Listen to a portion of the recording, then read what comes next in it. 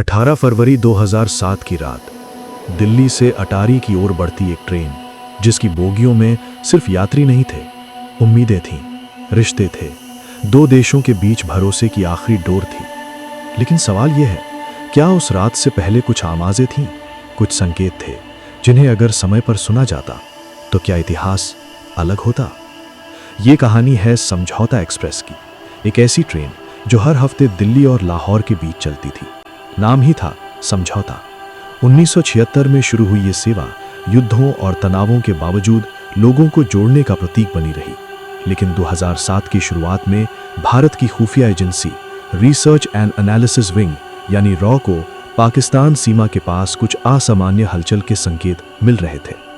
जनवरी 2007 सीमावर्ती इलाकों में रेडियो फ्रीक्वेंसी इंटरसेप्ट्स बढ़ने लगे। कुछ बातचीत में माल, समय और रास्ता साफ जैसे कोडवर्ड्स बार बार दोहराए जा रहे थे। ये बातचीत सीमा पार से आ रही थी। रॉ के विश्लेषकों ने इन्हें सामान्य तस्करी या स्थानीय गैंग की गतिविधि मानकर खारिज नहीं किया। उन्हें लगा ये कुछ बड़ा हो सकता है। लेकिन समस्या थी, जानकारी अधूरी थी, ना लक्ष्य साफ था, ना तारीख। सिर्फ एक बेचैन कर देने वाला पैटर्न था। रॉ ने अपनी रिपोर्ट इंटेलिजेंस ब्यूरो और संबंधित एजेंसियों को साझा की। सीमा सुरक्षा बल को भी अलर्ट मोड में रखा गया, पर सवाल वही था, खतरा कहाँ है? इसी दौरान समझौता एक्सप्रेस अपने नियमित सफर पर थी। हर हफ्ते सैकड़ों यात्री, ज्यादातर पाकिस्तानी नागरिक, अपने परिवारों से मिलने के लिए इस ट्रेन में बैठते थे। सुरक्षा जांच होती थी, लेकिन ये कोई हाई प्रोफाइल वीआईपी ट्रेन नहीं थी, यह आम लोगों की ट्रेन थी। फरवरी के पहले हफ्ते में रॉ को एक और इंटरसेप्ट मिला। इस बार बातचीत में रेल शब्द का जिक्र था। विश्लेषकों के कमरे में सन्नाटा छा गया। क्या ये इशारा समझौता एक्सप्रेस की ओर था या फिर किसी और रेल नेटवर्क की ओर? इंटेलिजेंस की दुनिया में हर शब्द का मतलब निकालना होता है, लेकिन गलत अर्थ निकालना भी खतरनाक हो सकता है। अगर हर अस्पष्ट संकेत पर अलार्म बजाया जाए तो सिस्टम ठप हो सकता है। इसलिए निर्णय लेना आसान नहीं था। 18 फरवरी 2007 रात करीब 10:50 हरियाणा के पानीपत जिले के दीवाना स्टेशन के पास समझौता एक्सप्रेस की दो बोगियों में अचानक तेज धमाका हुआ। आग की लपटें आसमान तक उठीं, चीखें, अफरा तफरी, और कुछ ही मिनटों में सब कुछ बदल गया।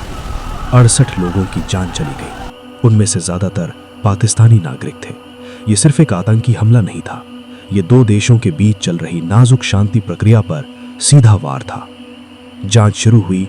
शुरुआत में शक सीमा पार आतंकी संगठनों पर गया, लेकिन जैसे जैसे जांच आगे बढ़ी तस्वीर जटिल होती गई। बाद में हरियाणा पुलिस और फिर राष्ट्रीय जांच एजेंसी NIA ने मामले की कमान संभाली। 2010 के बाद जांच की दिशा बदली और कुछ हिंदुत्ववादी संगठनों से जुड़े लोगों के नाम सामने आए। 2019 में NIA की विशेष अदालत ने सबूतों के अभाव में आरोपियों को बरी कर दिया।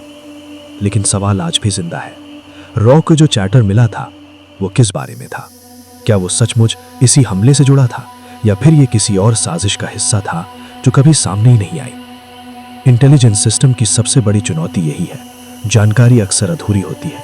एजेंसियां संकेत पकड़ती हैं, पैटर्न पहचानती हैं, लेकिन हर साजिश को समय पर रोक पाना संभव नहीं होता। कभी कभी सच्चाई कई परतों में छिपी होती है। समझौता एक्सप्रेस हमला सिर्फ एक आपराधिक मामला नहीं था, यह एक प्रतीक पर हमला था।